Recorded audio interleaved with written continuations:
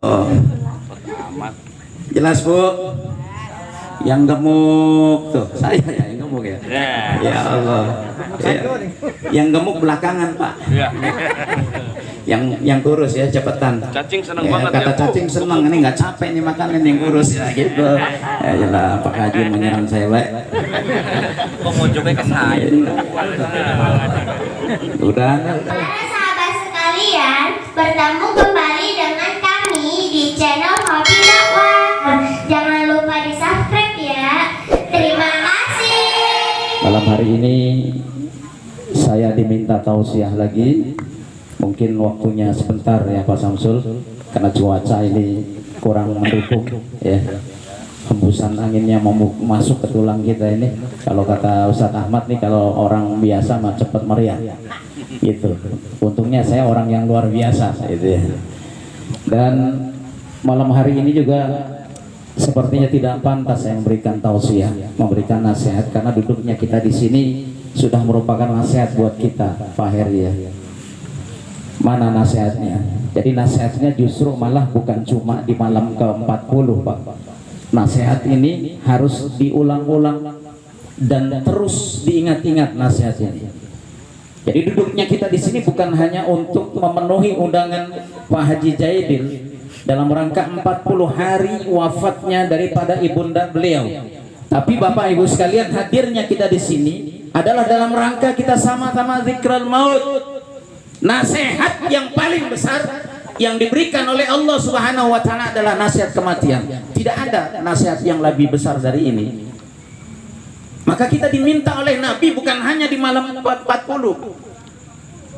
Cerdasnya orang kita, Pak Samsul, biasanya kita diadakan malam pertama, malam ke-7, ya, malam ke-40, lalu berulang lagi, ya, malam yang ke-100, lalu berulang lagi haul setiap tahun, malam ke-1000 dan seterusnya. Ada perintahnya tidak Pak? Ada. Ini perintah dari Nabi Shallallahu Alaihi Wasallam. Bahkan perintahnya bukan hanya di malam 40, malam 100, 1000, tapi setiap hari, setiap detik. Aksiru, kata Nabi Shallallahu Alaihi Wasallam. Perbanyaklah oleh kalian. Apa yang diperbanyak? Zikroha dzimil ladzat. Perbanyak mengingat pemutus kelezatan yang ada pada diri kalian, yaitu kematian. Jadi kita diminta Bu oleh Nabi Shallallahu Alaihi Wasallam mengingat mati kita itu setiap detik. Cerdasnya kita orang Islam Pak, karena waktu kita sibukkan setiap detik kita nggak bisa Pak. Ya, maka orang-orang kita mengadakan acara 40 hari itu bukan dalam rangka niyaha, bukan dalam rangka kita meratapi kematian almarhum, bukan, tapi ini dalam rangka kita zikrul maut, mengingat kematian kita. Karena semua kita sudah divonis oleh Allah Subhanahu wa taala, mana vonisnya kullun nafsin dha'iqatul maut, setiap yang bernyawa pasti mati Pak. Tidak ada apapun yang bisa dipastikan di dunia kecuali kematian. Dan kalau sudah berbicara kematian, kita harus menggunakan kata pasti, pasti mati. Di dalam Quran, walau kuntum fi burujim musyayyadah, sekalipun engkau masuk ke dalam benteng, benteng itu terpendam di dalam tempat yang sangat dalam, kematian pasti akan datang. Dan kita Pak duduk nih malam ini Pak, nunggu giliran Pak, nunggu giliran. Nggak bisa ngindar, kita semua pasti mati Pak. Sekarang mari kita tanya pada diri kita Pak. Setiap kita pasti mati, dan kita sekarang sedang menunggu kematian kita. Lalu yang ditanyakan oleh Nabi, apa kita sudah bisa jawab? Apa yang sudah kita persiapkan untuk menghadapi kematian kita? Duduknya kita di sini Pak, ini pun dalam rangka mempersiapkan kematian kita Pak. Jelas sekalian. Terakhir Pak, jangan lama-lama kalau tausiah kematian Mas Rom. Ya Pak. Pak, nasihat dari Luqmanul Hakim. Kenapa saya kenceng Pak tausiahnya? Biar nggak ngantuk. Pak Samsul lihat matanya udah merem-merem. Makanya saya gentak-gentak Pak. Begitu dia Mas. Iya, begitu dia, udah biarin. Apalagi sebelah saya. Ya Allah. Ceritain diri sendiri. Pak Nur. Pak, kenal Luqmanul Hakim Pak? Kenal. Di sini bagus Pak, kenal Luqmanul Hakim Ustaz. Saya Pak diundang di Keranji. Saya tanya Pak, kenal malaikat Israel? Kenal. Hebat. Malaikat Israel kenal Pak. Sini Luqmanul Hakim. Ya Allah. Terima kasih Bu, buat saya aja. Bungkus plastik. Iya, ada plastik. Enggak apa-apa. Ada lagi kasih bentar Pak Ustaz, ada. Ada entar khusus. Ini sekarang buat Kalau enggak saya pulang. Sadar Ustaz. Ya. Mari kita doa makan Pak ya, sama-sama. Pak. Ini saya sampai nasihat Pak ya. Satu nasihat dari Luqmanul Hakim, mudah-mudahan bermanfaat buat kita. Nasihatnya mana Pak? Pernah suatu kali putra dari Luqmanul Hakim dinasihati oleh Luqmanul Hakim. Nasihatnya begini Pak. Ntar jadi nasihat kita orang tua buat anak-anak kita, buat Sarul, buat Azwar, ya Ferdiansah. Ini nasihatnya begini Pak. Nasihat Luqmanul Hakim. Ya bunayya innan nasa nasin. Wahai anakku, sesungguhnya pada diri kita manusia, nih yang duduk di sini Pak Joko, ya kata Luqmanul Hakim, sesungguhnya pada diri kita itu ada 3/3 bagian. Kalau 3/3 bagian, Ji apa itu? 1/3 tambah 1/3 tambah 1/3, jadi 3/3 bagian. 1/3 bagian pertama sulusun lillah, 1/3 bagian pertama milik Allah. Wasulusun lidudi, 1/3 bagian yang kedua milik belatung Pak. Wasulusun linafsihi, yang ketiga Pak milik diri kita. Anaknya bertanya, wahai ayah, 1/3 milik Allah, 1/3 milik belatung, 1/3 milik dirinya apa? Maka dijawab oleh Luqmanul Hakim, 1/3 bagian yang pertama yang ada pada diri kita yang milik Allah adalah wa amman ladzi huwa lillah farruhu. 1/3 bagian yang ada pada diri kita nih saat ini yang milik Allah adalah ruh. Jelas Pak. Jadi ruh ini Pak nanti suatu saat akan diambil oleh Allah Subhanahu wa taala. Maka nggak boleh sombong Pak. Gayanya kita ini bisa bergaya kita di RT 04 karena adanya roh. Tidak ada roh, sama-sama didoain Pak. Jadi nggak pantas kita sombong. Semua punya ruh dan semuanya pasti diambil. Dan dalam hal ruh Allah akan memuliakan seseorang dan akan menghinakan seseorang ketika ruh itu dicabut. Karena apa? Ketika ruh dititipkan oleh Allah Subhanahu wa taala dalam rahim ibu kita di usia 4 bulan, Allah tiupkan ruh kita dalam keadaan suci Pak. Maka ketika dicabut, Allah pengen ruh ini tetap dalam keadaan suci. Bagaimana cara menjaga Pak supaya ketika kita mati ruh kita tetap suci? Sering-sering datang ke majelis ta'lim Pak, jaga akidah kita, sering-sering zikir, ikut sama Ustaz Ahmad Atoillah ini, sering-sering zikir Pak. Kenapa? Supaya ruh kita ini tetap suci.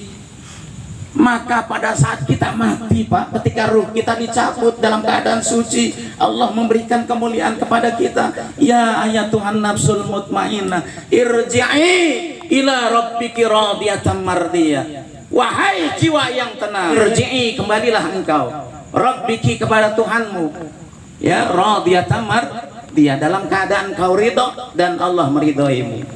Ini penghormatan Pak. Maka kita dikenal dengan mati husnul khatimah.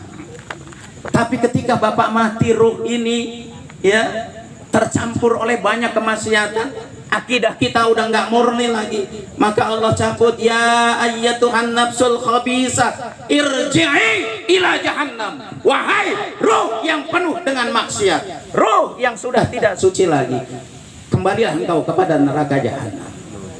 Ini penghinaan dari Allah. Maka kita berharap, yuk ruh yang ada pada diri kita saat ini kita jaga. Mudah-mudahan ketika ruh kita dicabut, ruh kita tetap dalam keadaan suci dan kita mendapat penghormatan dari Allah Subhanahu wa taala. Anaknya bertanya lagi, 1/3 yang kedua yang milik belatung itu apa wahai ayahku? Maka Luqmanul Hakim menjawab, wa ammal ladzi huwa lidudi fajismuhu. Wahai anakku, 1/3 bagian yang kedua yang ada pada diri kita yang milik belatung adalah jasad kita. Ini gagah kita duduk di sini, Pak. Jadi RT kita di sini karena adanya jasad. Ibu bisa nari, Pak. Ibu bisa senam, Pak, setiap hari. Kadang-kadang lupa, Pak, ibu-ibu kita ini. Bapak juga terlalu memanjain juga. Pergi ke dokter Jo di Harapan Indah Pak, rawat kecantikan jutaan rupiah. Tapi kadang-kadang lupa yang cantik ini nanti akan jadi makanan belatung. Maka saya sarankan Pak, Bu, kalau mau senam di TPU Mangun Jaya itu ada lapangan Pak. Bapak ingat sehat, ingat mati juga. Ayo senam sama-sama biar sehat, tapi jangan lupa nih, badan yang sehat ini nanti akan jadi makanan belatung. Tuh, saudara kita di belakang, di depan kita udah pada mati. Tuh udah dimakan belatung, begitu instrukturnya bilang. Maka besok ibu-ibu tunjuk saya jadi instruktur. Buat tip kita senam di sana ya. Iya. Bapak-bapaknya di belakang udah siapin gali lubang. Tuh. Jelas Bu? Yang gemuk tuh saya ya, yang gemuk ya. Ya Allah. Ya. Yang gemuk belakangan Pak. Yang kurus ya cepetan. Cacing seneng Ya, banget kata ya. cacing seneng, ini nggak capek nih makan ini yang kurus ya gitu. Ya jelas Pak Haji menyerang saya Pak. Kok ngojoknya ke saya? Udah tutup aja. Anaknya tanya lagi Pak yang terakhir, sepertiga bagian yang ketiga. Kalau tadi milik Allah, tadi milik belatung, mana Pak yang milik saya sendiri nih sebagai manusia, yang milik kita? Maka Luqmanul Hakim menjawab Pak pertanyaan daripada anaknya, sepertiga bagian yang milik, benar-benar milik kita. Wa amman ladzi huwa li nafsihi fa'amaluhu. Sepertiga bagian yang benar-benar milik kita, yang ada pada diri kita ini adalah amal. Jelas Pak? Jelas Pak? Sekarang kita tahu Pak, Bu, cuma berapa yang ada pada diri kita milik kita? Cuma sepertiga Pak. Sepertiga milik Allah, sepertiga milik belatung, sepertiga milik kita Pak. Sepertiga ini yang nanti kita bawa masuk ke alam kubur. Amal Pak. Kalau Bapak dari hari Senin sampai dengan Jumat sibuk kerja, lalu Sabtu Minggu sibuk dengan keluarga berlibur, yang buat amal kita ketika kita masuk kubur yang mana Pak? Yang mana? Maka Nabi pesan dalam hadis sahih, yutba'ul mayyita salasun, yang akan mengikuti mayit, yang akan mengikuti kita saat kita mati itu tiga Pak. Apa itu? Ahluhu wa maluhu wa amaluhu. Yang ketiga itu adalah keluarganya, hartanya, dan amalnya. Yarji'usnani, kata Nabi. Yarji'usnani, yang kedua pulang. Mana yang pulang? Yang pulang ketika kita dikubur Pak. Yang pulang keluarga, harta. Berapapun istri cinta sama kita Pak, kalau sudah dipendam kita pulang. Ya, suami cinta sama istri pulang, anak cinta sama orang tua kalau udah dipendam pulang, hartanya pulang, sampai payung tikar bekas bungkus dibawa pulang Pak. Lumayan tadi cuci lagi buat gelaran, dibawa pulang. Wayabqa wahid, kata Nabi SAW. Kalau dua-duanya pulang, kita sudah dikubur, keluarga pulang, harta pulang, yang tinggal wayabqa wahid, yang tinggal itu cuma satu Pak. Apa? Fa'amaluhu, lagi-lagi amal Pak. Lah kalau kita hidup di dunia nggak ada amal, terus apa yang kita akan bawa Pak? Hidup kita gagah, kita ini di RT 4, cuma yang bisa dibanggain di hadapan Allah sepertiga Pak. Itu pun kalau ada amal kita, kalau nggak ada apa yang bisa dibanggain di hadapan Allah? Mati kita pun apa yang kita bawa kalau amal nggak ada? Jelas Pak? Nah, maka mulai sekarang ayo, karena kita udah divonis oleh Allah Subhanahu wa Ta'ala, kita pasti mati, dan kita ini sedang menunggu Pak. Kalau orang sedang menunggu itu yang paling enak nyiapin bekal. Ya. Kalau yang datang lama bekalnya banyak kan enak Pak. Betul Pak. Dan Allah mengistilahkan kematian dengan pulang, betul nggak Saya? Inna lillahi wa inna ilaihi raji'un. Raji'un pulang Pak. Pulang, raji'un pulang. Setiap kita pulang. Bapak pulang ke Tegal, seneng nggak Pak? Seneng Pak. Tiap tahun kita ngusahain pulang. Dulu macet di Brebes berapa jam Pak, kita tetap berangkat. Ada yang berak di jalan. Ya, jamaah saya Pak, satu motor diisi 5 Pak, anaknya 3, istri 1 di belakang disambung. Saya bilang, toh lu berangkat gimana ini? Yang berangkat saya Pak Ustadz. Pak Ustadz tenang aja, yang penting nyampe, ntar belakang saya kasih tuh papan triplek biar pada nyangkut di belakang. Kenapa Pak? Seneng. Ya, setiap kita kalau pulang pasti seneng. Kerja Pak nggak pulang-pulang. Kerja yang ditunjuk tunggu pulang, betul nggak Pak? Disuruh lembur sama bos, kadang-kadang kita melintir. Pulang jam 3, setengah 3 udah rapi, kita udah mandi Pak. Kenapa? Pulang seneng Pak. Dan kita, setiap kita pasti pulang. Inna lillahi wa inna ilaihi rajiun. Dan setiap yang pulang itu pasti membutuhkan bekal. Semakin banyak bekal, pulangnya kita semakin enak, nyaman, betul Pak? Nah, makanya Pak, malam hari ini kita diingetin Pak oleh Pak Haji Jaidil. Beliau telah ditinggal oleh orang tua beliau, oleh ibunda beliau 40 hari yang lalu. Dan ini diingatkan kepada kita, besok kita begini Pak. Kalau hari ini kita duduk doain sama-sama, besok kita, bahkan mungkin nggak nunggu besok, ntar pulang dari sini Pak, kita ada yang mati. Iya Pak. Saya belakangan biasa. Ya, pulangnya.